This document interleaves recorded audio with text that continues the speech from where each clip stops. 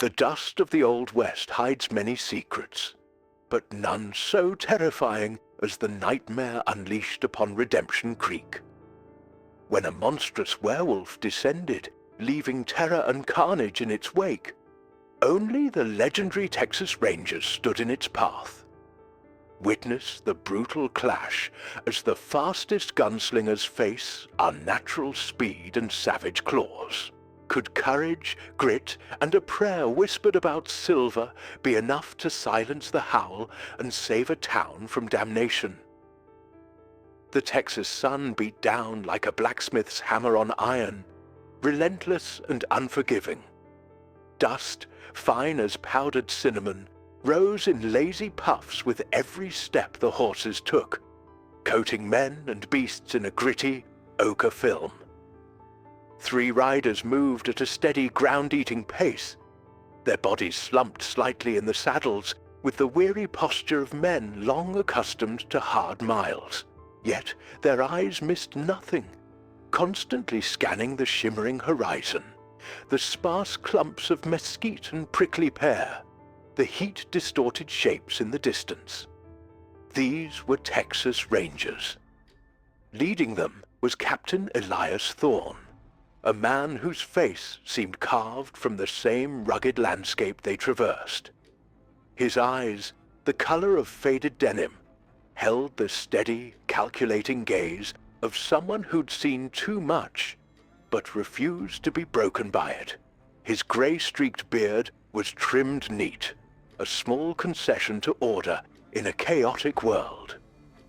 Beside him, almost vibrating with restless energy despite the heat, rode Lightning Luke Callahan. Barely old enough to grow decent stubble, Luke had earned his name not just for the speed of his draw, which was already becoming legendary, but for the quick, flashing grin that rarely left his face, though it seemed a little strained today. Bringing up the rear, slightly detached as always, was Joseph, known only as Silent Step. Of mixed heritage, with features that spoke of both settler and native blood, he moved with an economy of motion that made him seem part of the land itself. His dark eyes were watchful, taking in details the others might overlook. The flick of a lizard's tail, the bent grass where something heavy had passed. They weren't heading anywhere special, just swinging south on a long patrol loop, checking on the scattered ranches and tiny settlements that clung precariously to life along the Brazos River tributaries. Redemption Creek was next on their circuit, a town like many others.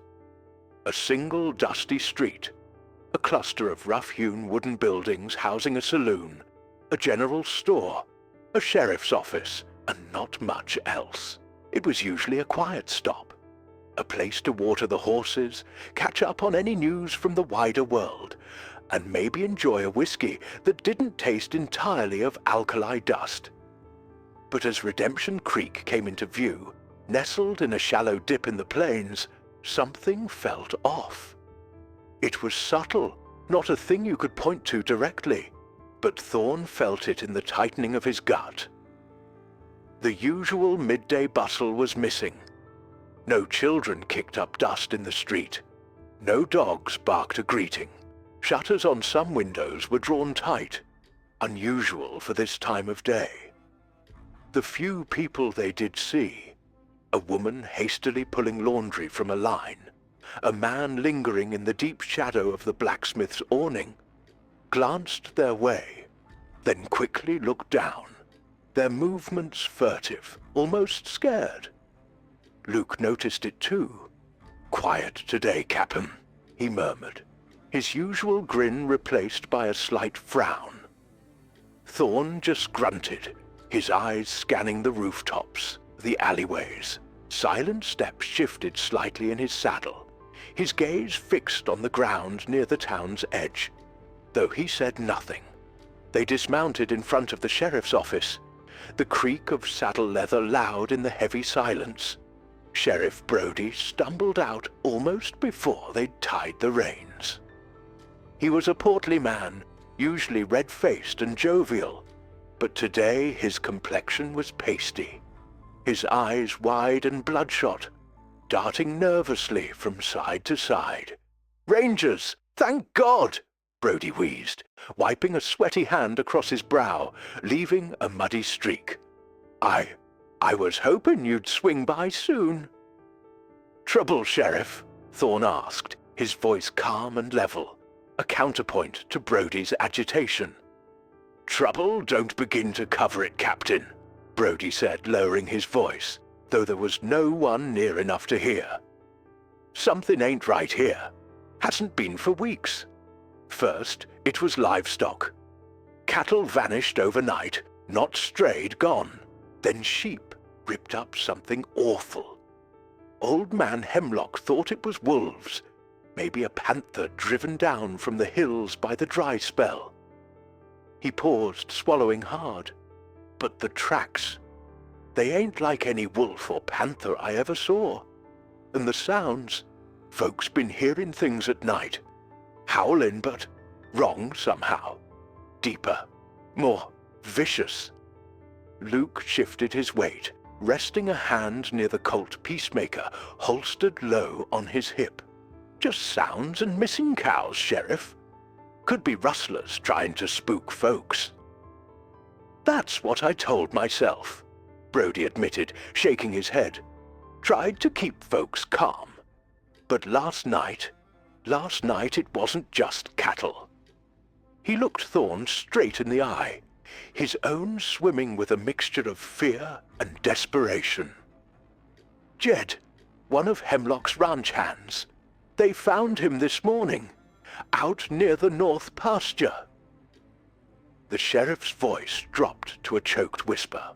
"Captain, what I saw, it weren't no animal I know, not from this earth." A shudder ran through his ample frame. "Something wicked's come to Redemption Creek, Captain.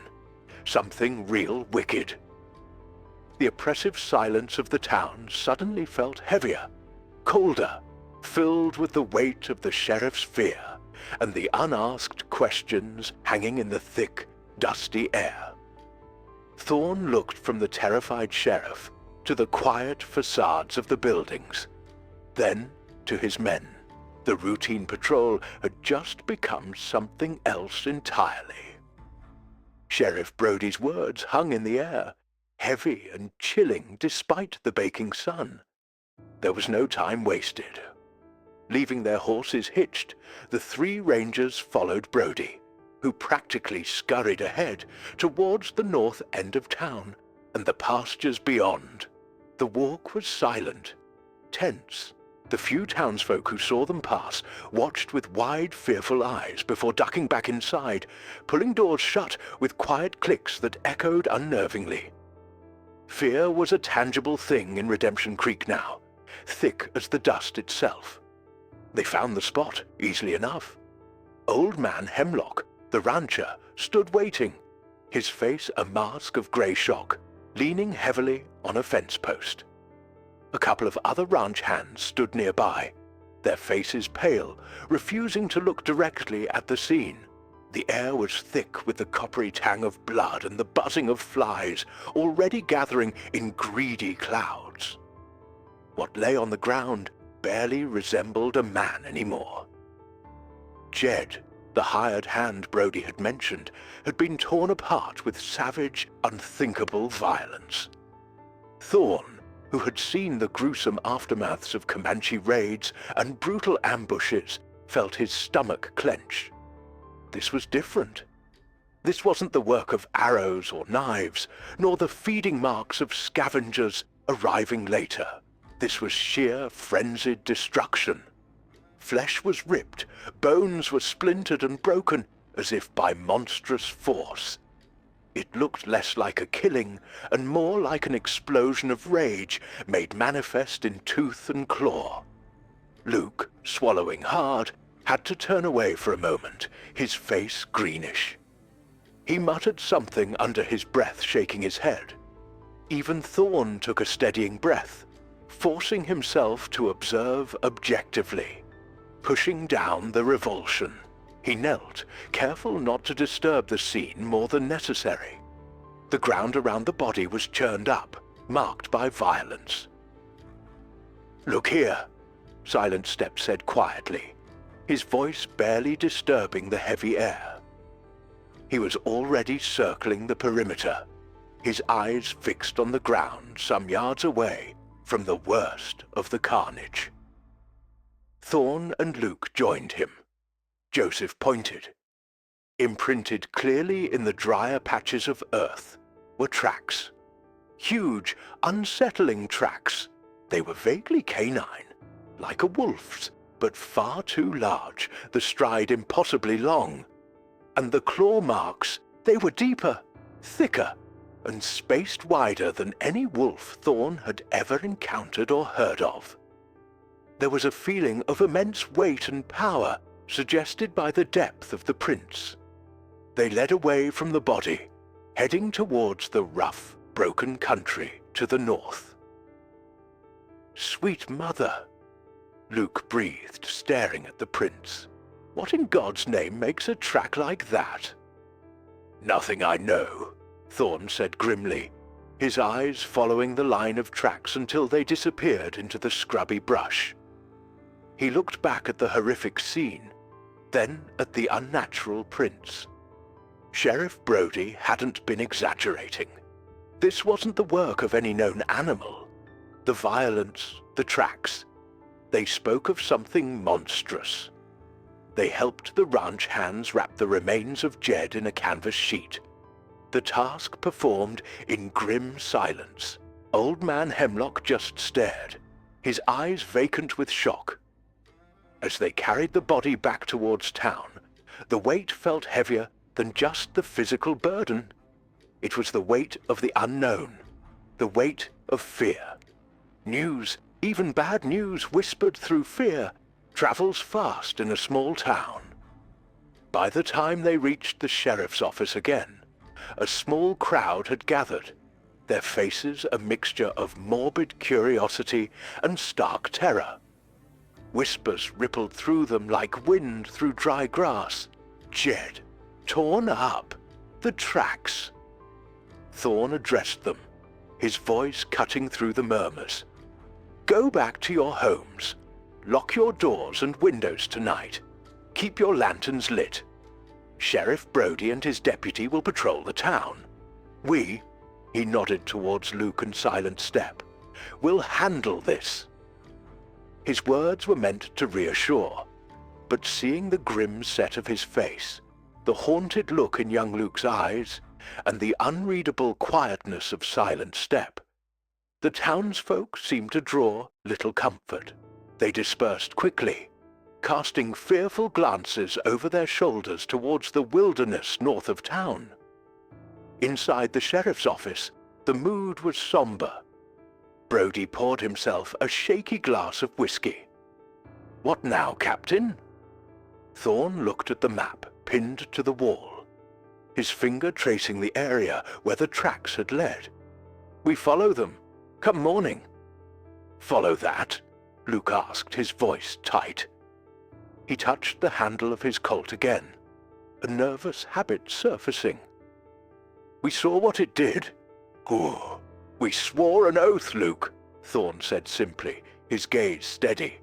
"To protect folks. That thing," he nodded towards the north, "is a threat we have to face, whatever it is." Silent Step, who had been cleaning the dust from his rifle with meticulous care, finally spoke. "The tracks show power," he said, his voice low, "and rage, but they also show it was heading back, somewhere. It has a place it goes." Thorn nodded slowly. "Then that's where we'll find it." He looked out the grimy window as the sun began to dip lower, painting the sky in shades of orange and blood red. The coming night suddenly felt much longer, much darker. The hunt would begin at dawn, a hunt for something that defied explanation, something that had brought savage, unnatural death to the doorstep of Redemption Creek. The rangers exchanged looks, the bravado gone, replaced by a grim understanding. This was no ordinary task. This was a descent into nightmare. First light found them riding out, the air cool and crisp before the day's heat settled in. Redemption Creek was unnaturally quiet behind them. Doors bolted, windows shuttered, like a town holding its breath. Silent Step led the way, his eyes scanning the ground, picking up the monstrous tracks where they left the pasture land and entered the rougher terrain of broken hills and thorny scrub. The tracking was hard going. The creature, whatever it was, didn't move like a normal animal. The trail would be clear for a stretch. The huge prints pressed deep into sandy washes or softer earth, then vanish completely on rocky ground, only to reappear yards away in an unexpected direction. It was as if the beast knew it was being followed, or perhaps simply moved with an alien logic that defied natural paths. Thorn felt a growing unease. This wasn't just a mindless brute. Hours passed under the climbing sun. The heat became oppressive, the silence broken only by the buzz of insects and the occasional cry of a hawk circling overhead. They stopped midday to rest the horses in the sparse shade of a rocky overhang. Luke, still visibly shaken from the previous day, chewed jerky with little appetite. It was then that Silent Step spoke, his voice quiet, almost reluctant. "My grandmother," he began, looking not at Thorn or Luke, but out at the shimmering heat haze. "She told stories, old stories, from her people, from before the settlers came in numbers." Thorn looked at him, waiting. Luke stopped chewing. "Stories of men who walked as beasts," Silent Step continued. "Not possessed by spirits, but changed. Cursed, maybe. Said the moon called to them, filled them with a rage that wasn't human. They were faster, stronger than any man or wolf. Hard to kill." He paused. "She called them skinwalkers, shapeshifters. Said they brought sickness and death." Luke scoffed, though his voice lacked its usual confidence. "Come on, Joseph. Old wives' tales, fairy stories." Thorn didn't dismiss it so easily.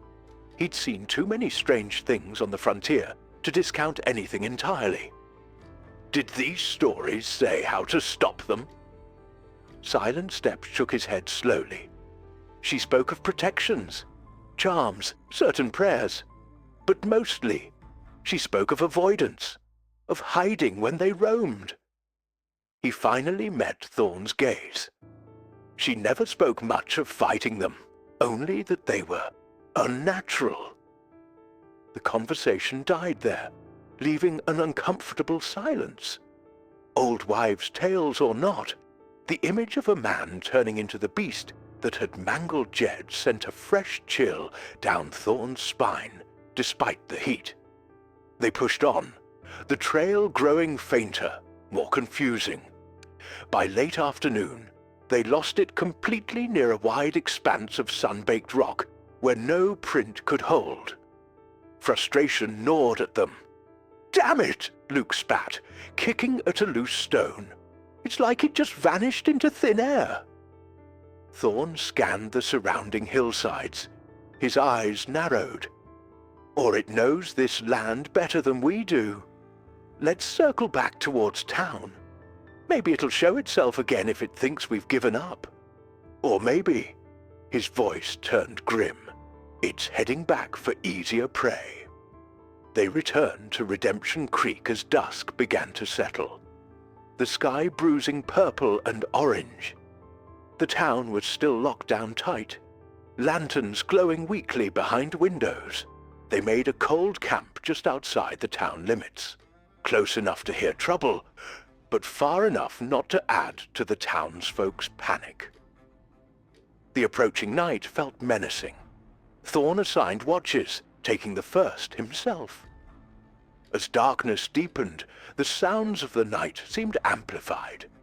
Every rustle in the brush, every coyote howl seemed suspect. Thorn found himself straining his ears, imagining the deep, wrong howl the sheriff had described. Later, when they briefly rode into town to check on the sheriff, they heard the whispers firsthand. A woman swore she'd seen glowing red eyes watching her from the alley behind the saloon. The blacksmith claimed something impossibly fast had darted across the street just moments before, a shadow darker than the night itself. Fear was breeding monsters in the darkness, whether real or imagined. It was near midnight during Luke's watch when it happened. He was pacing near the picket line where the horses were tethered, trying to stay alert, his nerves stretched thin. Suddenly, one of the ranger horses, a normally steady bay gelding named Charger, screamed. It wasn't a whinny of fear. It was a high-pitched, throat-tearing sound of pure, unadulterated terror. Luke spun, drawing his colt, heart hammering against his ribs. The other horses were plunging against their ropes, eyes wide with panic. Charger lay on the ground, kicking weakly, his sides heaving. There was no visible wound, no sign of attack in the conventional sense. But his eyes, they were wide, white-rimmed, staring at something unseen in the darkness, filled with an appalling terror. And on his flank, etched into the hide as if burned there, were 3 parallel marks. Long, deep scratches that looked chillingly familiar, like the marks of impossibly large claws. The horse gave one last shuddering gasp and lay still. Thorn and Silent Step were there in seconds, rifles ready. They scanned the darkness, but there was nothing. No sound, no movement, just the panicked breathing of the remaining horses and the heavy silence pressing in. The creature had been close, close enough to touch their horses, close enough to kill with fear itself, perhaps, or leave its terrifying mark. It hadn't attacked them directly, but the message was clear. It knew they were there. It was watching, and it was not afraid. Thorn touched the strange marks on the dead horse, his face grim in the flickering firelight. The whispers on the wind had just become a terrifying reality, standing unseen in the darkness just beyond their camp. The real hunt hadn't even begun. The death of Charger cast a grim pall over the small camp. It was one thing to find a stranger mauled, another to have the unseen horror strike so close, marking one of their own mounts with its terrifying signature before vanishing like smoke. Sleep was impossible now.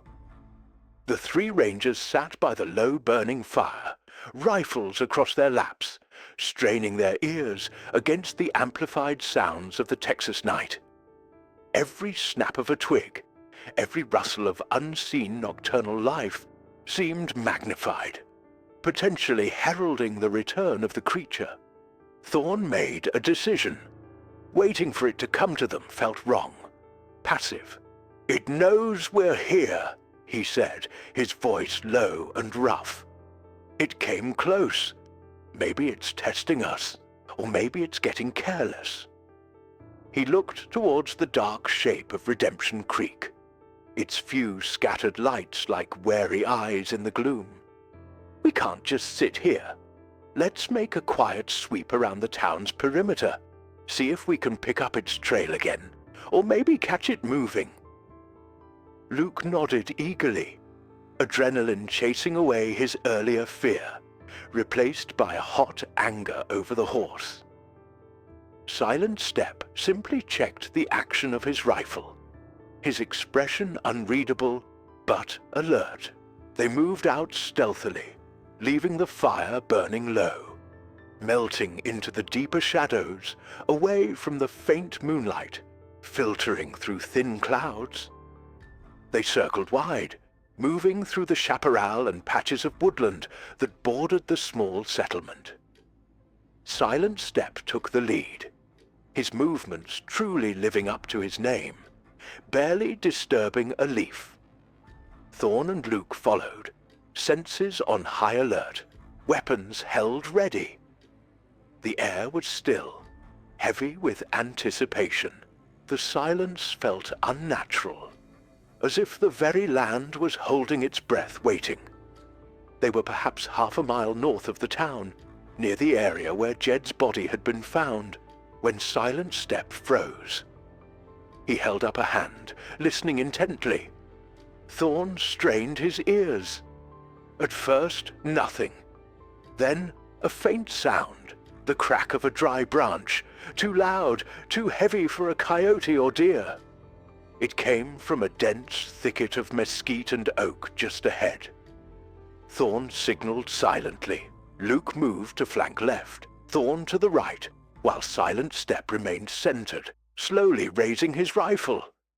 They advanced cautiously, step by agonizing step, hearts pounding a heavy rhythm against their ribs. The smell hit them first, a rank, musky odor, thick and unpleasant, like wet fur and something else. Something rotten.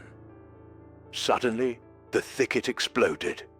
With a sound that was half snarl, half roar, a massive shape burst from the darkness. It was huge, far bigger than any wolf, moving with terrifying unnatural speed on two legs, yet hunched over like an animal. Moonlight caught tangled matted fur, powerful shoulders and claws like obsidian knives extending from thick, muscular hands. But it was the eyes that froze Thorn for a split second, burning with a malevolent red-tinged yellow light, filled with nothing but pure, savage fury. It wasn't a wolf. It wasn't a bear. It was the nightmare made flesh, the werewolf. Time seemed to distort. The creature lunged, not at Silent Step, who was directly in front, but sideways, towards Luke. Luke, despite his legendary speed, barely had time to react. He yelled, firing his Colt, the shot deafeningly loud in the night. The bullet struck the creature's shoulder, staggering it momentarily, eliciting a guttural howl of pain and rage. But it didn't stop. A massive clawed hand swiped out, catching Luke across the arm, tearing through his thick shirt and flesh beneath, sending him stumbling back with a cry of pain. Thorn fired his own rifle, aiming for center mass. The heavy slug hit the creature's chest, throwing it back a step, but it didn't go down.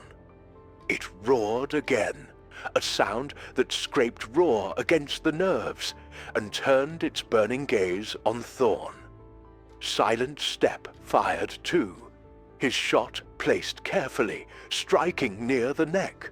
Still, the beast stayed upright, shaking its massive head as if annoyed by flies. Chaos erupted. Gun flashes lit the scene in stark, terrifying flashes. The werewolf moved with blinding speed, a whirlwind of dark fur and flashing claws. It charged Thorn, who sidestepped desperately, firing his pistol now at close range. The bullets seemed to impact, to hurt, but not to stop it. He felt a searing pain as claws raked across his ribs, tearing his vest and shirt, drawing blood. He grunted, stumbling back. Silent Step, calm amidst the frenzy, worked the lever action of his rifle, firing again, aiming for the legs, trying to slow it down.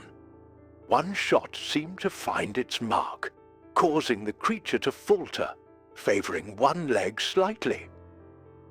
Seeing Thorn hit, Luke, despite the searing pain in his arm, scrambled back up, firing his Colt repeatedly.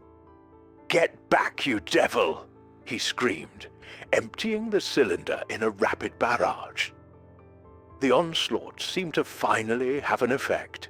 The creature, wounded in multiple places, bleeding dark blood that steamed slightly in the cool night air, let out another furious howl.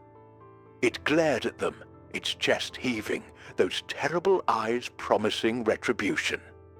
Then, as suddenly as it had appeared, it turned and crashed back into the thick undergrowth, moving with that same unnatural speed despite its injuries.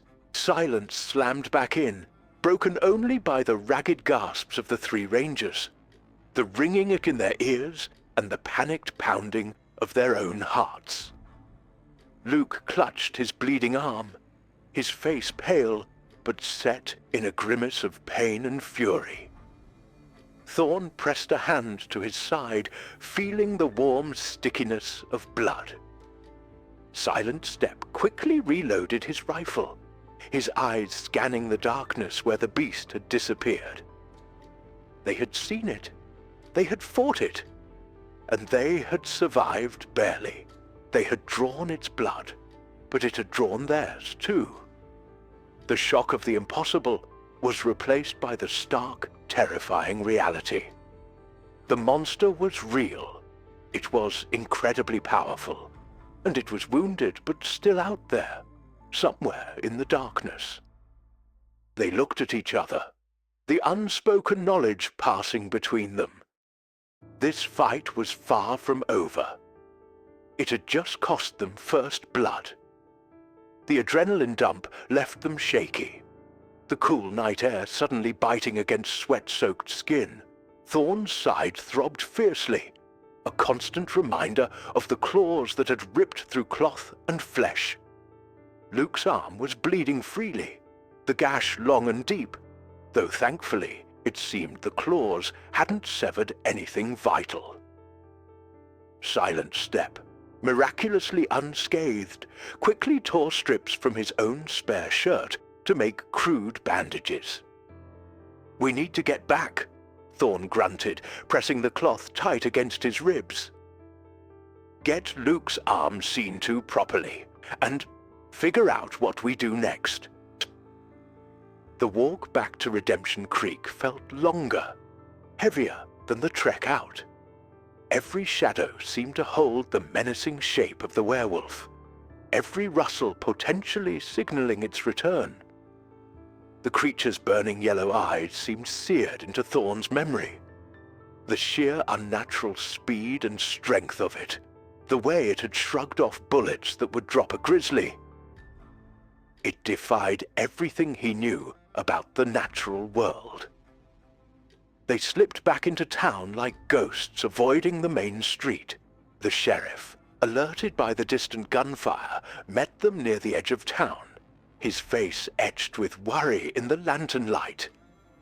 Seeing their condition, Luke's bloody arm, Thorn clutching his side, his face fell further. "It found you," Brody whispered, his voice hoarse. "Or you found it." "Both," Thorn said grimly. "Help me get Luke to Doc Higgins." Doc Higgins, roused from his sleep, was a lean, stoic man whose hands, though stained with various tinctures, were surprisingly steady. He cleaned and stitched Luke's arm with practiced efficiency, tut-tutting under his breath. "Nasty," he muttered, examining the ragged edges of the wound. "Like no animal bite I ever seen. Too clean a cut for teeth, too deep and wide for, well, for anything I know." He glanced up at Luke, whose face was tight with pain. "Gonna scar up fierce, son." While the doc worked on Luke, Thorn allowed Brody to examine his side. The scratches were deep, but not life-threatening. Higgins cleaned them too, applying a pungent salve and bandages. Silent Step stood quietly by the door, watching, his face impassive, but his eyes missed nothing. The depth of the wounds, the fear still lingering in Luke's eyes, the grim set of Thorn's jaw. When the doc was finished, they gathered back in the small, lamplit sheriff's office. The air was thick with unspoken questions and the lingering scent of antiseptic. Brody poured whiskey again, his hand less shaky this time, replaced by a kind of numb dread. "So," Brody said, looking from one ranger to the next, "it's true then. All the old stories, the whispers." Thorne nodded slowly, taking a small sip of the harsh whiskey. "It's real, Sheriff. Bigger, faster, stronger than anything natural. Took rifle rounds like bee stings." Luke, cradling his bandaged arm, spoke up, his voice tight with a mixture of awe and anger. "It moved so fast, Cap'n, like lightning. And those claws," he shuddered involuntarily. "Never seen anything like it." Silent Step finally spoke, his voice low. "My grandmother's stories. She wasn't just trying to scare children." He looked directly at Thorne. "She said they were filled with rage, that it makes them harder to kill." The room fell silent. The reality sunk in. They weren't just hunting a dangerous predator. They were hunting a monster. Something ripped from the pages of dark folklore. How did you fight something like that? Normal bullets hurt it, slowed it down maybe, but didn't stop it. Its speed and strength were overwhelming. Fear, cold and sharp, began to replace the heat of battle. "What do we do, Captain?" Brody asked, the question hanging heavy in the air. "The town. Folks are terrified, barricaded in their homes. How do we protect them from that?" Thorne looked down at his bandaged side, then at Luke's arm. He felt the weight of responsibility settle on his shoulders, heavier than ever before. These people relied on the Rangers. They were the symbol of law and order, the shield against the dangers of the frontier. But this was beyond any danger they had ever faced. He thought of the creature's burning eyes, its raw fury. He thought of Jed's mangled body, of Charger's terrified death. "We can't leave," Thorne said, his voice firm, cutting through the fear. "Running won't solve anything. It knows this place now. It'll keep coming back." He looked at his men. "We hurt it tonight. Maybe badly enough to make it cautious. That gives us time." "Time for what?" Luke asked, frustration edging his voice. "To get torn apart one by one?" "Time to learn," Thorne replied, meeting Luke's gaze. "Silent Step, those stories your grandmother told. Did she mention anything else? Any weakness? Anything that could stop them?" Silent Step frowned, thinking deeply.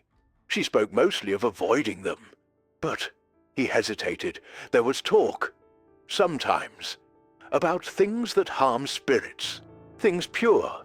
She mentioned silver sometimes, and fire, but mostly, she said they were a curse, and breaking a curse is harder than killing a man.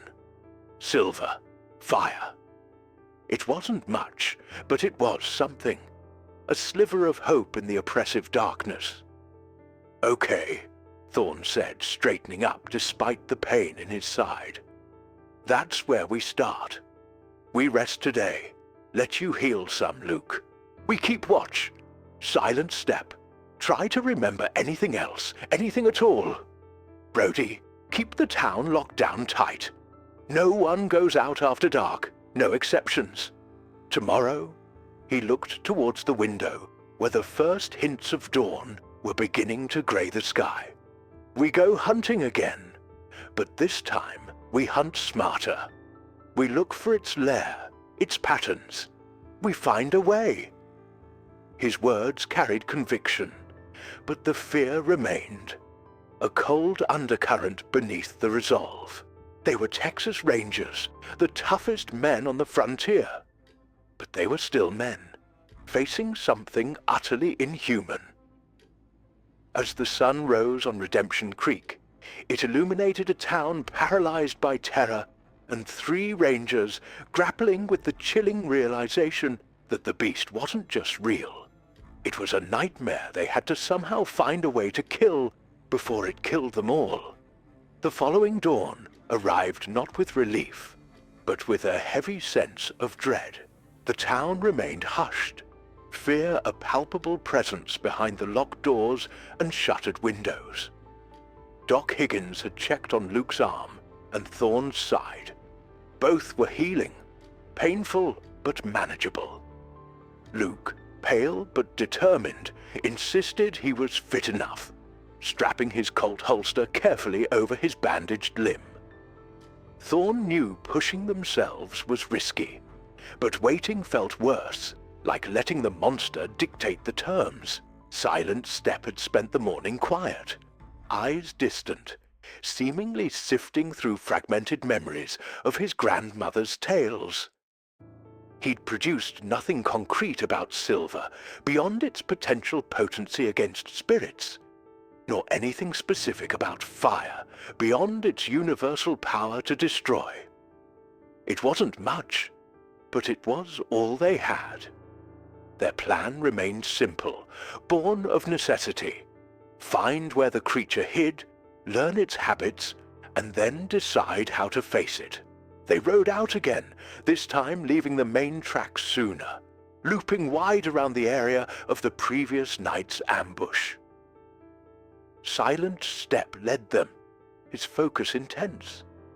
He wasn't just looking for tracks now, he was reading the land differently, searching for signs of something unnatural passing through. A branch broken too high for a deer, stones disturbed in a way that spoke of frantic speed rather than careful passage, an unusual lack of birdsong in certain patches of woods. The trail was colder today, the beast likely having retreated further after the fight. Progress was slow, painstaking. The sun climbed, beating down relentlessly, reflecting off the rocky ground. Hours crawled by. Doubt began to creep into Thorne's mind. Was this futile? Were they chasing a phantom? Then, Silent Step halted near a cluster of large boulders. He dismounted, kneeling, examining the ground minutely. Thorne and Luke joined him. There, sheltered from the worst of the sun and wind, were faint impressions. The huge, terrifying tracks, but overlaid with something else, drag marks, as if the creature had been favoring its injured leg, the one Silent Step had hit, and faint dark stains on the rock, almost invisible now under the dust. Dried blood, their blood, drawn the night before. It came this way, Silent Step murmured, pointing north towards a line of low, rugged hills, maybe a mile distant, hurting.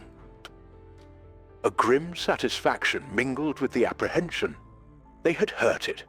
It wasn't invincible. Reinvigorated, they pressed on, following the subtle signs only Silent Step seemed able to decipher. The terrain grew rougher, forcing them to dismount and lead the horses. The feeling of being watched returned, stronger now. Thorne found himself constantly scanning the ridgelines, the dark shadows between boulders. Luke kept his hand near his gun, his eyes darting nervously. Was the creature aware of them? Was it watching them approach its sanctuary? The silence of the hills felt heavy, watchful. They found a spot, high on a slope overlooking a narrow, winding canyon, where the signs indicated the creature had paused. From here, Thorne realized with a chill, you could just see the distant huddle of buildings that was Redemption Creek. Had it sat here, watching the town, filled with its unnatural rage? The thought was deeply unsettling. The trail led down into the canyon, towards a dark opening, half hidden by overgrown brush and fallen rocks. The entrance to what looked like an old abandoned mine shaft. The air near the entrance felt colder, carrying the same faint, rank, musky odor they'd smelled during the attack. This had to be it. Its lair, Thorn breathed, exchanging a look with Luke and Silent Step. They tethered the horses well back, hidden in a small depression. Ensuring they wouldn't spook, weapons checked, they approached the mine entrance cautiously. The opening was dark, forbidding. Who knew how deep it went, what twists and turns lay within? Going inside felt like stepping willingly into a predator's den. "We need to know what's in there," Thorn said quietly. "If it's sleeping, if it's even there now." Silent Step nodded. "I'll go first, quietest." Thorn didn't argue. He trusted Joseph's stealth implicitly. Handing his rifle to Thorn, Silent Step drew the large knife he carried at his belt and slipped into the darkness like a shadow, vanishing from sight almost instantly. Thorn and Luke waited, ears straining, every nerve on edge. The silence from the mine was absolute, profound. Seconds stretched into agonizing minutes. Luke shifted his weight, his bandaged arm throbbing. Thorn kept his rifle ready, aimed towards the black opening. Finally, a flicker of movement. Silent Step emerged, his face grim. He beckoned them forward. "It's not there now," he whispered, as they joined him just inside the entrance, where their eyes slowly adjusted to the dim light filtering from outside. "But this is the place." He led them a short way into the tunnel. The air was stale, thick with the creature's scent and the smell of decay. The main shaft sloped downwards, supported by rotting timbers. Side tunnels branched off into deeper blackness. In a slightly wider chamber, perhaps 20 yards in, they found the signs. A crude bed of dried leaves, grass, and what looked disturbingly like torn scraps of fabric lay heaped in one corner. Scattered nearby were bones, lots of them, mostly animal, deer, coyote, rabbits. But Thorn's blood ran cold when he saw what looked unnervingly like smaller, more delicate bones mixed among them, possibly human. And near the crude bed lay a tattered piece of checked gingham cloth, like from a woman's dress or apron, stained dark. Whose tragedy did that represent? Had Jed been the first victim, or merely the latest? There were claw marks gouged deep into the rock walls, marks of terrible power and fury. And in one corner, almost hidden under a pile of debris, glinted something small. Luke picked it up. It was a tarnished silver locket, simple, dented, its chain broken, empty. Had it belonged to a victim? Or... Thorn pushed the disturbing thought away. The place radiated misery and violence. This wasn't just an animal's den. It was a place of torment. Seeing the scattered bones, the tattered cloth, the sheer evidence of the creature's presence and savagery solidified their resolve. This thing had to be stopped. "It rests here," Silent Step stated, his eyes scanning the oppressive darkness of the deeper tunnels. "Likely sleeps deep inside during the day, comes out at night." Thorn nodded slowly, his mind racing. They knew where it lived. They knew it bled. They had a potential weapon in the idea of silver. "Okay," he said, his voice low but firm. "We don't disturb anything else. We get out of here quietly. We know where it beds down. Now we can make a real plan." They retreated carefully from the mine, the oppressive atmosphere seeming to cling to them. Back in the bright sunlight, the world felt momentarily normal. But the image of the dark, bone-littered lair remained vivid in their minds. They had stalked the nightmare to its source. But knowing where the beast slept didn't make it any less terrifying. If anything, seeing the evidence of its life and the deaths it caused only deepened the chilling reality of what they faced. The question now was no longer where it was, but how, in God's name, they were going to kill it when it emerged again. The hills around them seemed to watch, silent witnesses to the coming confrontation. Returning to Redemption Creek with the knowledge of the creature's lair didn't bring relief, only a different kind of tension. They knew where the monster slept, but that knowledge felt like holding a lit stick of dynamite. You knew where the danger was, but you didn't know when it would explode. Thorne briefed Sheriff Brody in hushed tones inside the office. The map spread out between them, the location of the abandoned mine marked with a grim X. "So it beds down there during the day," Brody muttered, rubbing his temples. "Comes out at night. Dear Lord, what keeps it from just wandering in here any night it pleases?" "Maybe it's been cautious," Thorne speculated, "picking off lone travelers, isolated ranches. Maybe our fight spooked it some. Or maybe," his voice hardened, "its hunger is growing, its rage."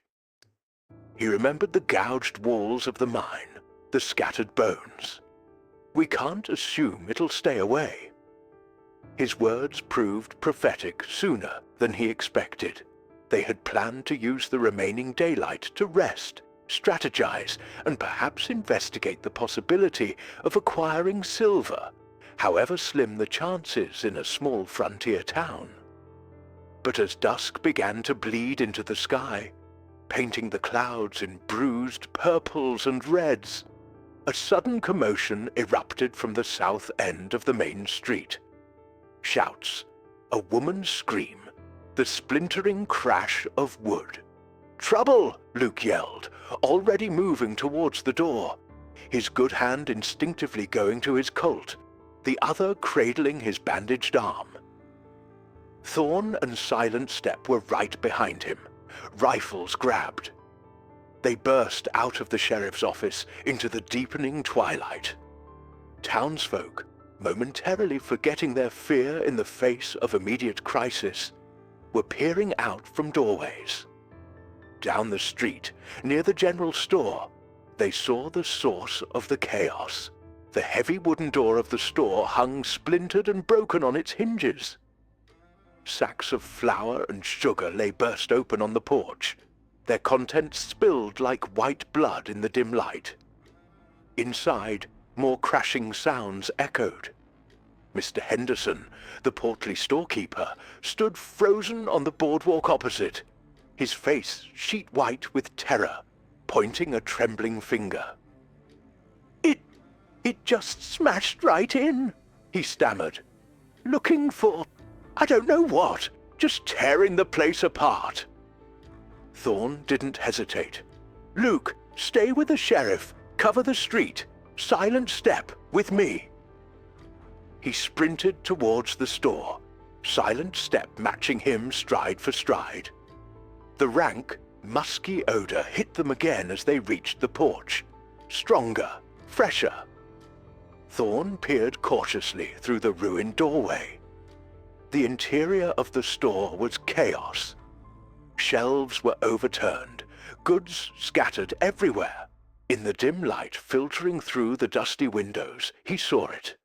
The werewolf. It was hunched over near the back, tearing into a large sack of dried jerky, stuffing handfuls into its maw with savage greed. It looked bigger somehow, more menacing in the confines of the building. Its fur was matted with dirt and something darker, dried blood, likely its own from their fight. Its injured legs still seemed stiff, but it moved with that same terrifying speed and power as it ripped through the store's supplies. It hadn't sensed them yet.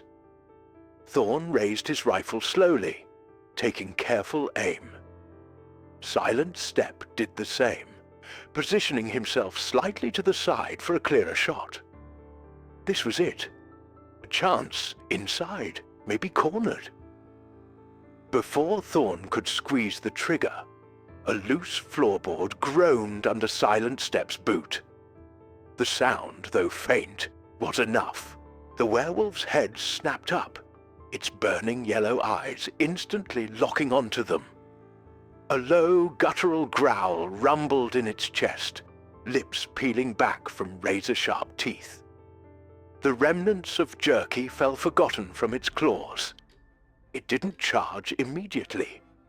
It seemed to study them for a second, a terrifying glimmer of something akin to malevolent intelligence in its gaze. Then, with an explosive roar, it launched itself, not towards them, but sideways, smashing through a display of canned goods and crashing through the large front window in a shower of shattering glass and splintered wood. Thorn and Silent Step flinched back from the spray of debris. By the time they recovered, the werewolf was already outside, landing heavily on the dusty street. Luke and Brody opened fire from down the road, slugs kicking up dust around the creature's feet. It ignored them, its gaze fixed momentarily on the rangers framed in the ruined doorway. It let out another defiant roar, a sound that promised future torment, then bounded away, disappearing into the alleys and shadows between buildings with impossible speed, heading back towards the wilderness. Silence fell again, broken only by the tinkling of settling glass and the panicked shouts of townsfolk ducking back inside. The general store was wrecked, the immediate threat gone, but the attack itself was a chilling escalation. "Damn it!" Luke swore, running up, his face flushed with frustration. "It was right here!" Thorn surveyed the damage, his face grim. "It's getting bolder, or more desperate, raiding the store for food." He shook his head. It didn't seem scared. It seemed angry. Mr. Henderson was near hysterics, babbling about the damage, the sheer terror of seeing the beast inside his shop. Sheriff Brody tried to calm him, but his own hands were shaking. The attack, so brazen, right in the heart of town, had shattered the fragile sense of security they had tried to maintain. Redemption Creek was no longer just near the monster's territory. It was part of it. Silent Step examined the tracks the creature left in the spilled flour on the store floor and out in the street. "Still favors the leg," he noted quietly, "but strong, very strong." Thorn knew they couldn't afford another night like this. The creature had struck the town directly. Next time, it might not be supplies it was after. It might be people. Waiting for it to come to them was no longer an option. Trapping it in the mine felt too dangerous, too unpredictable. They needed to force a confrontation on their terms, away from the terrified citizens of Redemption Creek. "All right," Thorn said, his voice low and hard, drawing the attention of Luke, Silent Step, and the sheriff. "This changes things. We can't wait it out. We take the fight to it, tonight." He looked towards the dark hills where the beast had vanished. "We set a trap, not in the mine, out in the open, where its strength is maybe less of an advantage. We draw it out, and we finish this." The decision hung in the air, heavy with risk. They were wounded, outnumbered by the creature's sheer power, facing something beyond their understanding. But the image of the werewolf standing defiantly in the ruined store, its eyes burning with hate, left them no other choice. The terror had come to town. Now they had to push it back into the darkness, or be consumed by it. The night was still young, and it promised more blood before the dawn. There was no time for elaborate planning. The brazen attack on the general store had lit a fire under them. A fire fueled by desperation and the grim certainty that the next attack could be fatal for the townsfolk. Working quickly in the flickering lamplight of the sheriff's office, Thorn, Luke, and Silent Step devised their trap, relying on instinct and frontier ingenuity. The abandoned mine was too dangerous, a potential kill box for them. Instead, they chose a location scouted earlier, a narrow pass cutting through the low hills between the town and the mine, a natural funnel. The plan was simple, almost crude, born of necessity. They would use fire, one of the potential weaknesses Silent Step had recalled, not necessarily to kill, but to herd the beast, to force it into a specific kill zone where their combined firepower, hopefully including something silver-tipped if they could improvise, might finally bring it down. Sheriff Brody, despite his fear, emptied his desk drawer, producing a handful of old silver dollars. Not much, but something. Luke, wincing, used pliers and a file from the gunsmith's nearby shop, working frantically under Thorn's direction to crudely fashion makeshift silver tips for a few precious rifle cartridges. It was rough work, unlikely to be perfectly balanced, but it was their only chance to test the legend. Silent Step gathered dry brush, rope, and several lanterns filled with lamp oil from the now wrecked general store, his movements economical and purposeful. Within the hour, they were moving out again, leaving a pale-faced Brody and his lone deputy to guard the terrified town. They moved swiftly under the nearly full moon, the urgency of their mission lending speed to their steps. They reached the narrow pass, a place where high rock walls pressed close on either side for about 30 yards before opening out again. Working in tense silence, they piled dry brush at the wider northern end of the pass, the direction leading away from the town and towards the mine. Silent Step soaked parts of it with lamp oil. Further down, near the narrowest point, Thorn and Luke took up positions behind rock outcrops on opposite sides, rifles ready, the precious few silver-tipped rounds chambered first. Silent Step positioned himself further back, near the southern entrance, with more oil-soaked brush and a lantern, ready to light a second fire once the creature was inside the pass, boxing it in. The wait was agonizing.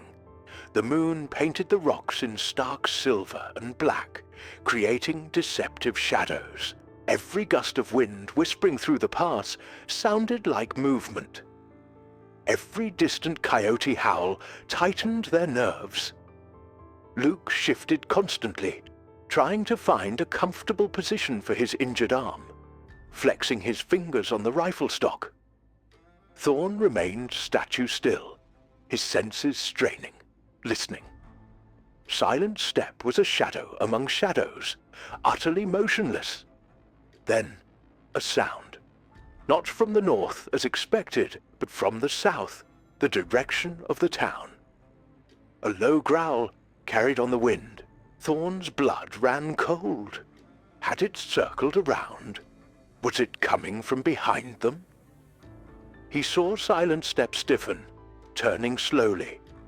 A massive shape detached itself from the deep shadows near the southern entrance, where Silent Step had been preparing his fire line. The werewolf. It hadn't come from the mine. It had been closer, perhaps watching them, waiting. It stood silhouetted against the moonlight, its burning eyes fixed on Silent Step. "Joseph! Behind you!" Thorn yelled, adrenaline surging.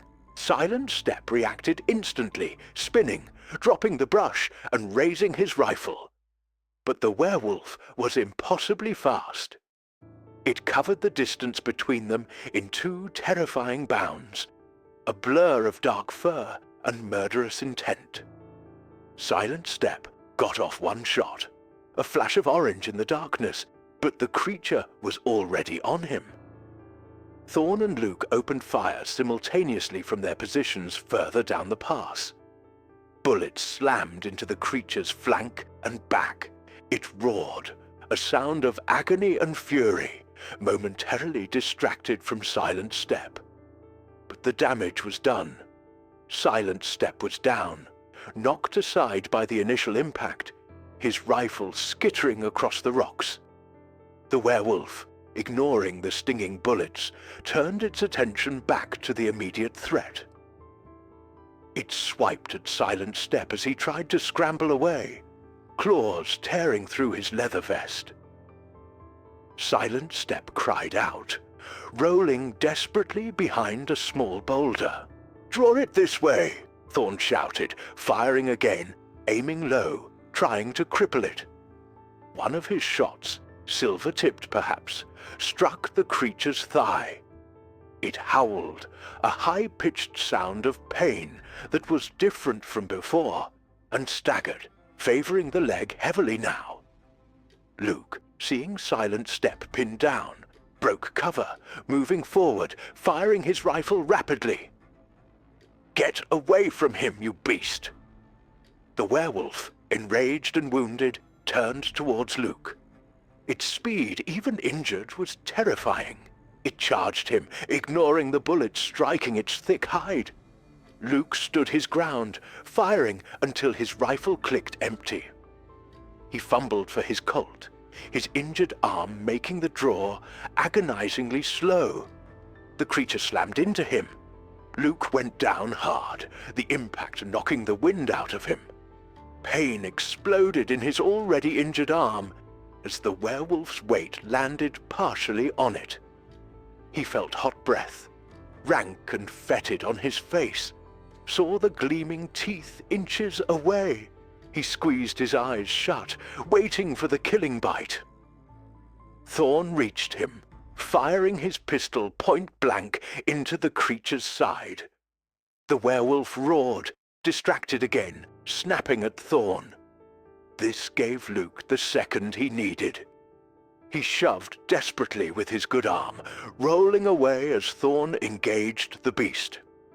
Silent Step, though injured, had managed to retrieve his knife. He lunged from behind his boulder, stabbing upwards, aiming for the creature's exposed side as it focused on Thorn. The blade sank in, and the werewolf shrieked, whirling around, backhanding Silent Step with tremendous force, sending him crashing against the canyon wall where he lay still. Thorn emptied his pistol into the beast, but it seemed fueled by an unholy rage. Bleeding from multiple wounds, silver burning in its thigh, knife protruding from its ribs, it still stood. It glared at Thorn, then at the unmoving form of Silent Step, then back towards the pass entrance. It let out one last rattling growl, a sound less of fury now, and more of pain and exhaustion. Then, incredibly, it turned and lunged away, crashing into the darkness outside the pass, moving with a staggering, limping gait, but still moving, escaping back into the night. Silence, absolute and deafening, fell over the pass. Thorn stood panting, pistol empty, staring into the darkness where the creature had vanished. Then he rushed to Luke, who was groaning, trying to sit up, clutching his left arm, which now hung at an unnatural angle. "Luke, are you all right? Think it's broken," Luke gasped, his face sheet white with pain. Thorn's heart pounded. He looked frantically towards the canyon wall. "Joseph!" He scrambled over the rocks to where Silent Step lay. Joseph was unconscious, bleeding from a deep gash on his head where he'd hit the rock, and from the vicious claw marks on his chest. His breathing was shallow. The trap hadn't just failed, it had backfired catastrophically. They hadn't killed the beast. They hadn't even contained it. Instead, Silent Step was down, gravely injured, maybe dying. Luke's arm was broken. Thorn himself was battered, exhausted, his earlier wound throbbing. The few silver bullets were spent, their effect uncertain beyond causing more pain. The creature, though badly wounded, had escaped, fueled by a resilience that defied all reason. Kneeling beside Silent Step, feeling the faint, fluttering pulse, Thorn felt a cold wave of despair wash over him, heavier than any fatigue. They had faced the monster, thrown everything they had at it, and they had lost. They were broken, diminished, the tracker possibly dying. The werewolf was still out there, a wounded, enraged force of unnatural terror. This was their darkest hour. The night was far from over, but for the Rangers, hope felt like a flickering candle flame about to be extinguished. The silence in the pass was broken only by Luke's ragged groans and the terribly shallow rasp of Silent Step's breathing. Thorn knelt beside Joseph, pressing a piece of torn cloth against the bleeding gash on his head, feeling the weak pulse flutter beneath his fingertips. The chest wounds were deep, vicious things, still oozing blood. Silent Step's face was unnaturally pale in the stark moonlight, his usual calm replaced by a frightening stillness. He was alive, but barely. Pushing down his own exhaustion and the throbbing pain in his side, Thorn moved to Luke. Using strips of cloth and pieces of sturdy mesquite branch scavenged nearby, he fashioned a crude splint for Luke's broken arm, binding it tightly against his chest to immobilize it. Luke hissed in pain through gritted teeth, but didn't complain, his eyes wide with shock and the grim understanding of their situation. "We have to get him back," Thorn said, his voice hoarse, nodding towards Silent Step. Now! The journey back to Redemption Creek was a nightmare. Thorn half-carried, half-dragged the dead weight of the unconscious Silent Step, while Luke stumbled alongside, his good arm steadying himself against Thorn when the rough ground threatened to trip him. Every shadow seemed to hold the lurking form of the werewolf, returning to finish the job. Every rustle of wind sounded like its heavy, pained breathing. The weight of their failure pressed down on Thorn, even heavier than Joseph's unconscious form. He had led them into this. He had underestimated the beast. And now Joseph might pay the ultimate price. They staggered into Redemption Creek like specters returning from a lost battle. Sheriff Brody, waiting anxiously at the edge of town, gasped when he saw their condition. His face crumpled as he took in Silent Step's stillness. Wordlessly, he helped Thorn carry Joseph towards Doc Higgins's small surgery. Townsfolk, drawn by the commotion or simply unable to bear the suspense behind locked doors any longer, emerged cautiously.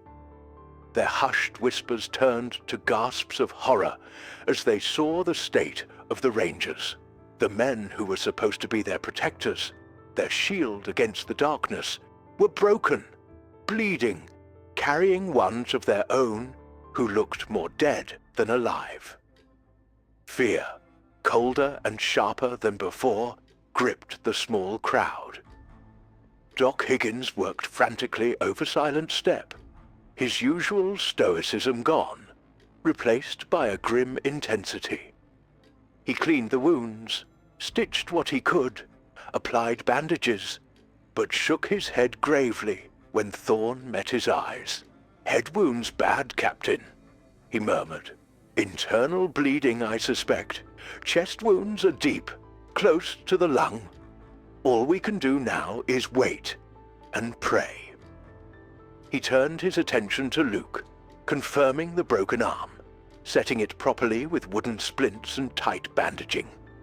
Thorn stood watching, feeling numb. Waiting wasn't good enough. Praying wasn't good enough. The beast was still out there, wounded, enraged. It wouldn't just vanish, it would be back. He looked at the few spent rifle cartridges on the table, the ones they suspected had carried the silver tips. Silver. Silent Step had said silver, and the creature had reacted differently to those hits, howling with a unique agony. It was their only hope, however slim. He turned, ignoring the searing pain in his side, and faced Sheriff Brody and the cluster of frightened townspeople gathered near the doorway. His voice, when he spoke, was low, rough, but carried clearly in the tense silence. "Listen to me," he said. "That thing, it's still out there. It's wounded, maybe badly, but it's not dead, and it will likely come back." He saw the fear flicker in their eyes, saw women clutch their children tighter. "We fought it. Normal bullets. They hurt it, slow it down. But they don't stop it." He paused, letting the weight of that sink in. "There's an old legend. That silver, pure silver, can harm things like this. Tonight, we saw. We think it might be true." He looked around at their faces, etched with fear and desperation. "We need silver. Anything you have. Old coins, broken jewelry, candlesticks, lockets like the one we found. Anything. It's a long shot. Maybe just a damn fool legend. But right now, it's the only shot we have left." A heavy silence fell. People looked at each other, uncertain, clutching their meager possessions. Silver was valuable, often representing saved money or treasured memories. Then, an old woman, Mrs. Gable, whose grandson worked at the ranch where Jed had died, stepped forward. She slowly unpinned a simple silver brooch from her shawl. "It was my mother's," she whispered, her voice trembling. "But if it helps, take it." She placed it in Thorn's hand. That broke the dam. One by one, others came forward. A man emptied his pockets of a handful of old silver dollars. Another offered a dented silver cup. A young woman tearfully removed a thin silver chain from her neck. Betjent Henderson, the storekeeper, brought out a tarnished silver serving tray he'd kept hidden. Soon, a small pile of assorted silver objects lay gleaming dully in the lamplight on the sheriff's desk. It wasn't much, but it was more than they'd had. There was no time for proper smelting. Working with Brody and a couple of the steadier townsfolk near the blacksmith's cooling forge, they used files, hammers, and sheer brute force. They flattened coins, broke apart jewelry, filing slivers and fragments of the precious metal. Thorn carefully, painstakingly, used pliers to embed tiny shards of silver into the tips of the few remaining rifle bullets they possessed. He sharpened Silent Step's knife, the one that had wounded the beast, and meticulously rubbed silver fragments into tiny notches he filed along the blade's edge, hoping some might break off in a wound.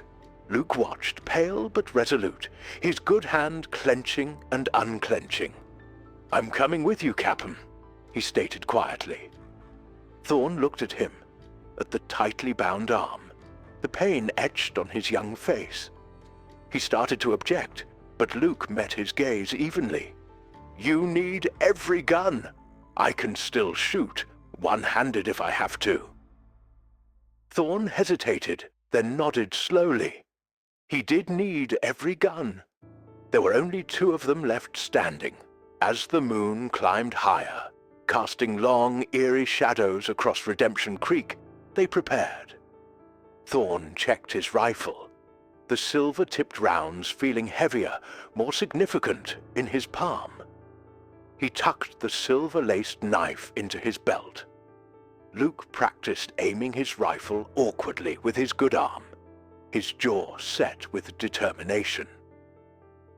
They stood together in the quiet street, two battered rangers against an unknown horror, fueled by desperation and a small pile of makeshift silver hope. The silence of the town felt brittle, stretched thin, waiting for the inevitable return of the howl that had shattered their peace. The final stand was coming. The town held its breath. Every shadow seemed deeper, every patch of moonlight brighter on the deserted main street of Redemption Creek. Thorn and Luke stepped out from the relative sanctuary of the sheriff's office, the weight of the town's fear and hope resting squarely on their battered shoulders. Behind them, unseen faces watched from behind cracked shutters and barricaded doors. Ahead lay only the empty street, the wrecked facade of the general store, a stark reminder of the violence that had visited them, and the oppressive silence of the surrounding wilderness. They moved towards the center of town, the area near the store offering some broken cover, overturned barrels, scattered debris from the earlier attack. Thorn chose their ground carefully, placing Luke behind a sturdy horse trough where he could rest his rifle, compensating somewhat for his shattered arm. Thorn took up a position nearby, behind an abandoned wagon, his own rifle ready, the silver-laced knife heavy in his belt. The few silver-tipped bullets felt pitifully inadequate against the memory of the creature's fury. They didn't have to wait long. A low growl echoed from the darkness at the north end of the street, the direction of the hills of the mine. It was a guttural, pained sound, filled with menace.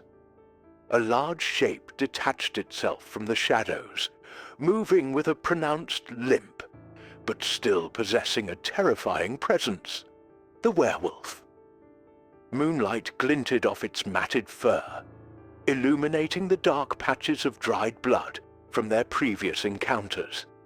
The hilt of Silent Step's knife still protruding obscenely from its ribs, its burning yellow eyes fixed on the two rangers, radiating pure, undiluted hatred. It didn't charge immediately. It paced back and forth at the edge of the light, a wounded predator sizing up its prey, its heavy breathing ragged in the stillness. "Steady, Luke," Thorn murmured, sighting down his rifle barrel. This first shot had to count. He aimed carefully, compensating for the rough silver tip, and squeezed the trigger. The rifle bucked against his shoulder. The bullet sped across the moonlit space. It struck the werewolf high on its good shoulder. The creature screamed, a piercing, agonized sound utterly different from its previous roars of rage. It staggered back, clutching at the point of impact, smoke or steam faintly rising where the silver made contact. It worked. The legend was true. Silver burned it like acid. Luke, seeing the effect, let out a choked cry of savage triumph and fired his own rifle. His aim, hampered by his injury, was less precise. The bullet tore through the fleshy part of the creature's already wounded thigh. Another agonizing howl ripped through the night. Enraged beyond reason, the werewolf launched itself forward. Its limp seemed almost forgotten in the explosion of speed. It covered the ground with terrifying velocity, a dark streak against the pale dust. "Fire!" Thorn yelled, working his rifle's lever action, chambering another precious silver round. He fired again, aiming for the chest. The beast juked sideways at the last second, the bullet grazing its ribs, eliciting another pained snarl, but not stopping its momentum. It crashed towards Luke's position behind the trough. Luke fired again at point-blank range, the muzzle flash momentarily blinding. The bullet hit the creature's chest, staggering it, but its momentum carried it forward. A huge clawed hand lashed out, smashing into the horse trough, sending splinters flying, missing Luke's head by inches. Luke scrambled back, fumbling to reload with his one good hand, his face contorted with pain and effort. The werewolf ignored him for the moment, its furious eyes locking onto Thorn as he moved out from behind the wagon. Thorn knew he had to draw its focus, give Luke time. "Over here, you devil!" he shouted, firing his rifle again. This bullet missed entirely, as the creature moved with surprising agility despite its wounds. It turned, snarling, and charged Thorn. He stood his ground, firing his last silver-tipped rifle round. It struck the beast low in the abdomen. It roared, faltering, but kept coming. Thorn dropped the empty rifle and drew his pistol, firing rapidly with standard lead rounds, knowing they wouldn't stop it, but hoping to slow it, to distract it. The werewolf barreled into him, knocking him off his feet. The impact jarred his already injured side, sending stars exploding behind his eyes. His pistol flew from his grasp. He found himself on his back, the massive, stinking form of the werewolf pinning him down, hot, fetid breath washing over his face, jaws snapping inches from his throat. He could feel the unnatural heat radiating from it, smell the stench of infection from its wounds, see the madness burning in its eyes. He struggled desperately, trying to push it back, but its weight and strength were immense. He reached for the knife in his belt, his fingers fumbling with the handle. Suddenly, a shot rang out, deafeningly close. The werewolf jerked, roaring in agony, as Luke, having managed to reload, fired his rifle practically against its back. The silver bullet struck near the spine. The creature arched, momentarily paralyzed by the shock and the silver's burn. That was the opening Thorn needed. With a surge of desperate strength, he ripped the silver-laced knife from his belt and thrust it upwards with all his might, aiming for the creature's exposed chest, just below the ribs, where Silent Step's knife still protruded. The blade sank deep. The werewolf's reaction was instantaneous and horrific. It threw its head back and let out a sound Thorn would never forget. Not a roar, not a growl, but a high-pitched, unearthly shriek of pure, unadulterated agony that seemed to tear at the fabric of the night itself.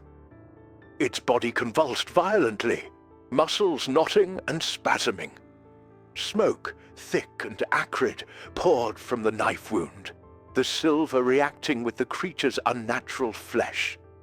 It thrashed wildly, throwing Thorn clear. He landed heavily, gasping for breath, watching in horrified fascination. The creature staggered to its feet, clawing at the knife embedded in its chest, its movements becoming jerky, uncoordinated.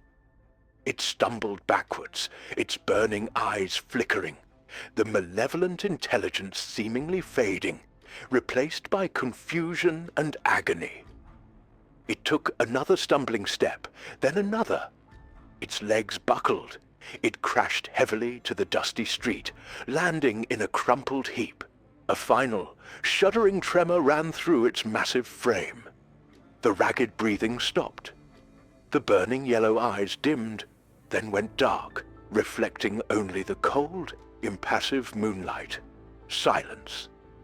Utter, profound silence descended upon the main street, broken only by the harsh, ragged gasping of Thorn and Luke. Thorn pushed himself slowly to his feet, every muscle screaming, his side on fire. He stared down at the massive, still form, the silver-laced knife handle protruding from its chest. Luke limped over, his rifle held loosely, his face pale and smeared with dust and sweat, staring at the dead beast with wide, unbelieving eyes. Was it over? Was it truly dead? The silence felt fragile, as if the slightest sound might reanimate the nightmare lying still in the dust. The fastest guns in the West had faced their ultimate test. They stood battered, bleeding, diminished but victorious, under the high moon, the echoes of the final, unearthly shriek still ringing in their ears. The silence stretched thick and heavy, punctuated only by the harsh rasp of Thorn's breathing and Luke's pained gasps. The stillness of the massive form on the ground was absolute, terrifying in its finality after the preceding chaos. Thorn cautiously approached the body, the silver-laced knife still embedded deep in its chest, his remaining pistol held ready, though his instinct screamed it wasn't necessary. The rank odor still hung heavy in the air, but mingled now with the sharp, acrid smell of burned flesh from where the silver had made contact. The creature lay sprawled awkwardly, its limbs twisted, the dark fur matted with blood and dust. Its eyes were glassy, reflecting the moonlight with dull emptiness. The fearsome teeth were bared in a final silent snarl, but the life, the unnatural fury, was gone.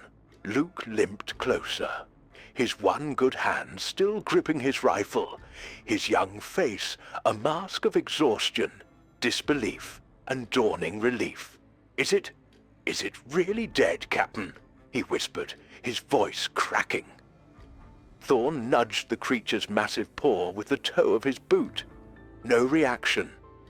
He knelt carefully, ignoring the screaming protest from his injured side, and placed a hand near the gaping knife wound. No breath, no heartbeat he could discern beneath the thick hide and muscle, just a profound, chilling stillness.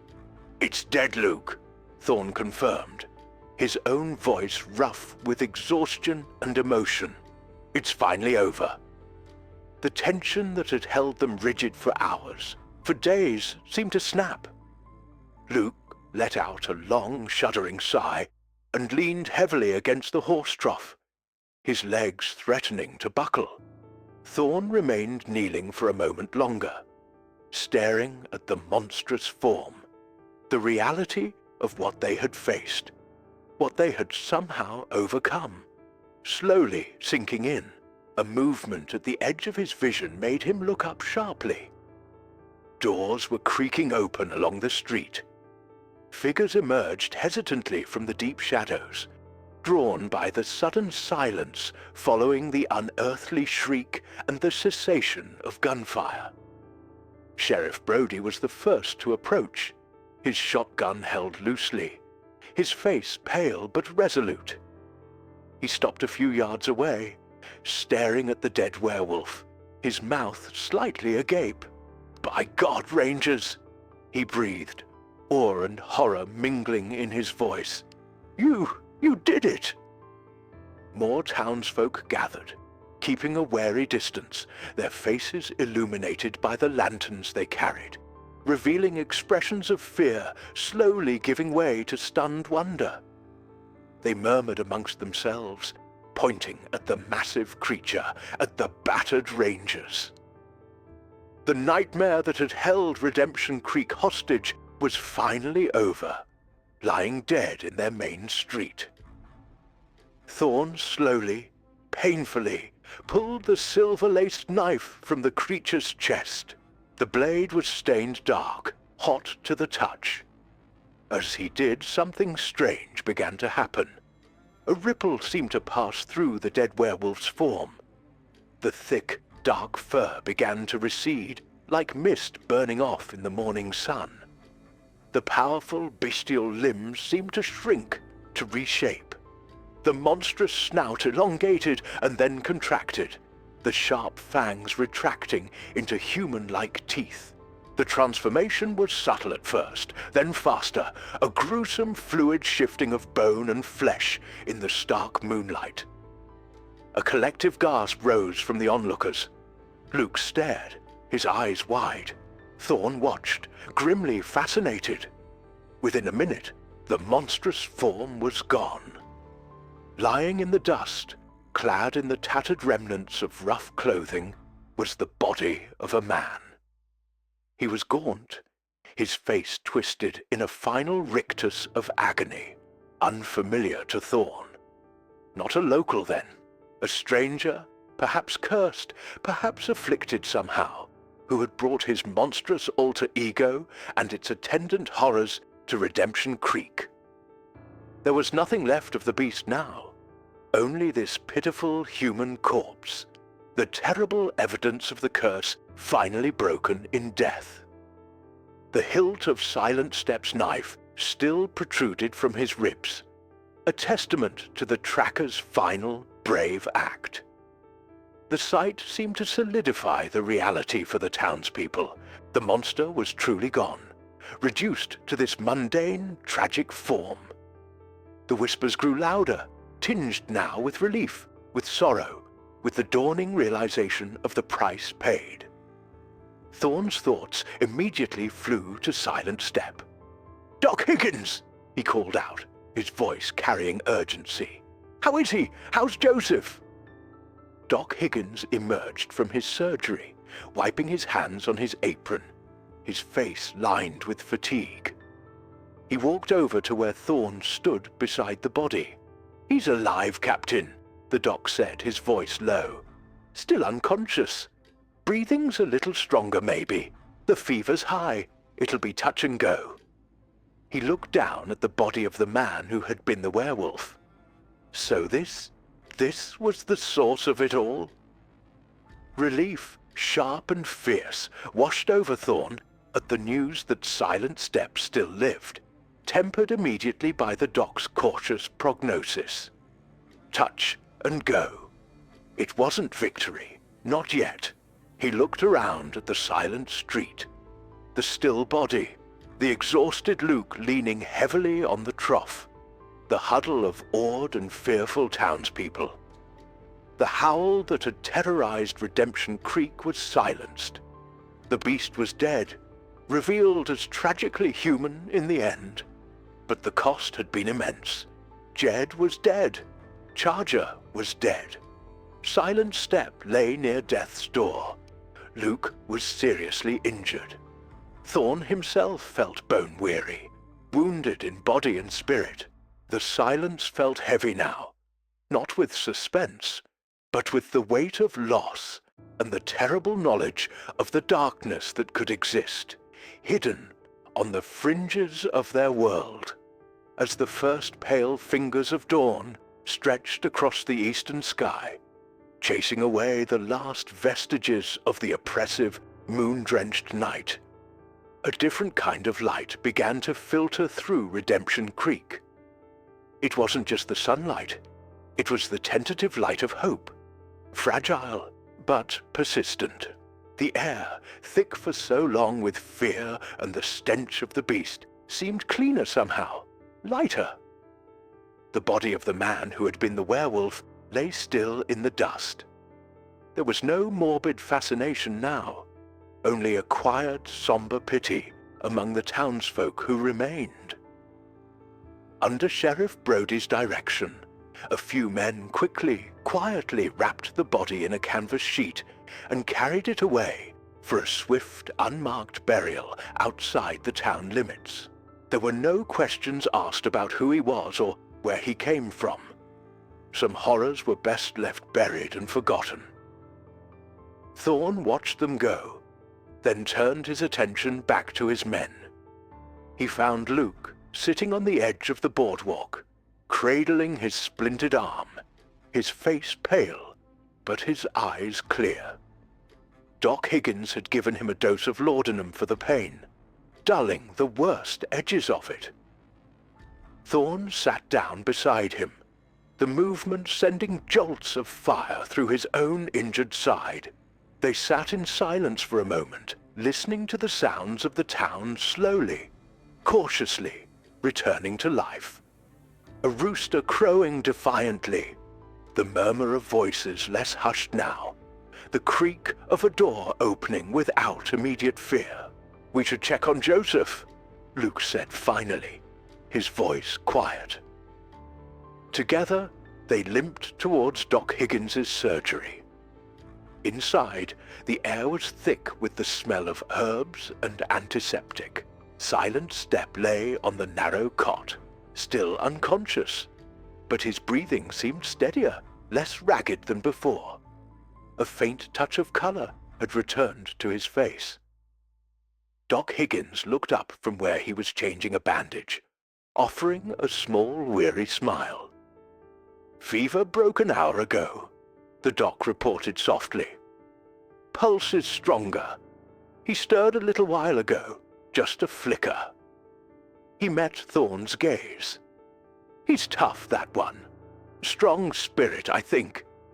I think he might just make it, Captain." A profound wave of relief washed over Thorne, so potent it almost buckled his knees. He reached out and gripped Silent Step's hand. It felt warmer now, less unnaturally cold. Luke let out a breath he seemed to have been holding all night. A genuine, weary smile finally touching his lips despite the pain.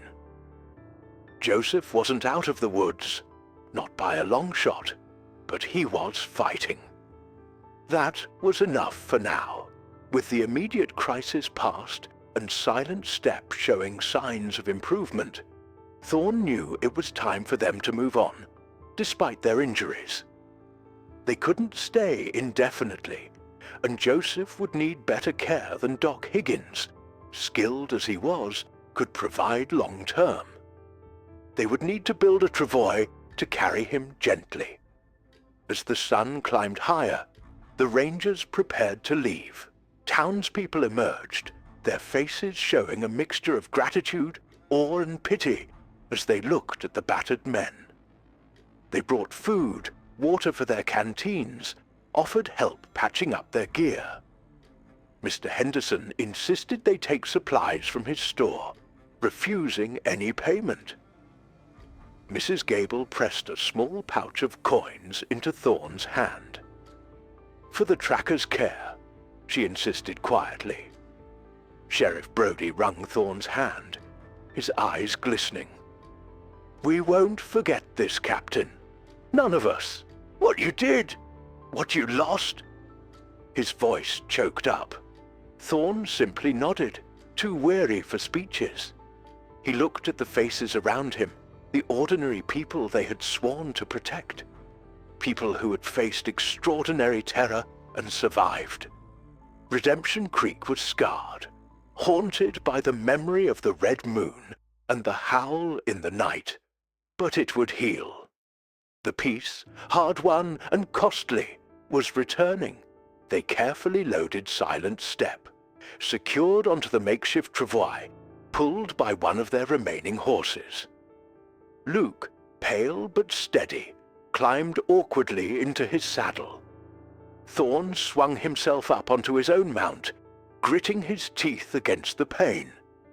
He took one last look at the town, at the faces watching them go, then turned his horse eastward, towards the rising sun, towards the long, slow journey back to civilization, back to proper medical care for his men.